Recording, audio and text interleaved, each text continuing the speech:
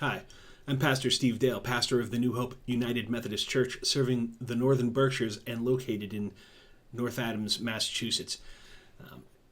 You can reach us at https://new-hopeumc.org or on our Facebook page or our YouTube channel. And this is the first reading.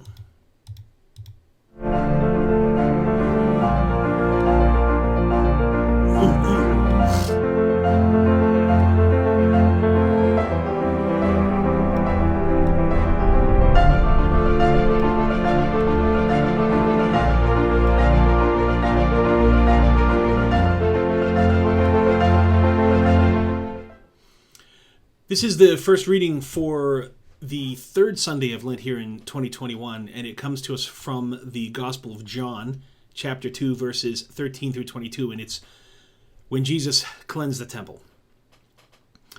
The Passover of the Jews was near, and Jesus went up to Jerusalem. In the temple he found people selling cattle, sheep, and doves, and the money changers seated at their tables. Making a whip out of cords, he drove all of them out of the temple, both the sheep and the cattle. He also poured out the coins of the money changers and overturned their tables. He told those who were selling doves, "Take these things out of here. Stop making my Father's house a marketplace." His disciples remembered that it was written, "Zeal for your house will consume me." The Jews then said to him, "What sign can you show us for doing this?" Jesus answered them, "Destroy this temple, and in 3 days I will raise it up." The Jews then said, "This temple has been under construction for 46 years, and you will raise it up in 3 days?" But he was speaking of the temple of his body. After he was raised from the dead, his disciples remembered that he had said this, and they believed the scripture and the word that Jesus had spoken. May God add a blessing to the reading, hearing, and understanding of scripture. Thanks be to God. Now, this is such a famous moment in the Gospels when Jesus goes in and cleanses. They call it cleansing the temple, although it sounds kind of like he made a mess more than that he cleansed it. People often say when they're considering their actions, their course of action, what would Jesus do? And they forget that sometimes making a whip and chasing people around wasn't out of the question. Flipping over tables wasn't out of the question when it came to answering the question, what would Jesus do?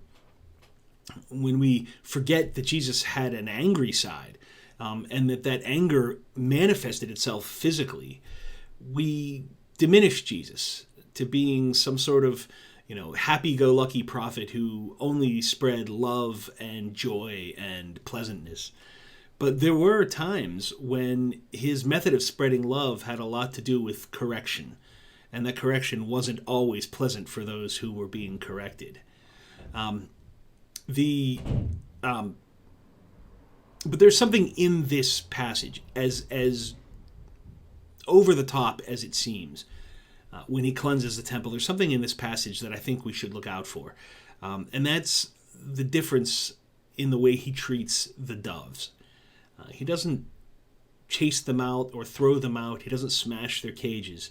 He tells their owners to get them out of there. And I think that in that moment, Jesus is demonstrating that love exists even in the midst of anger.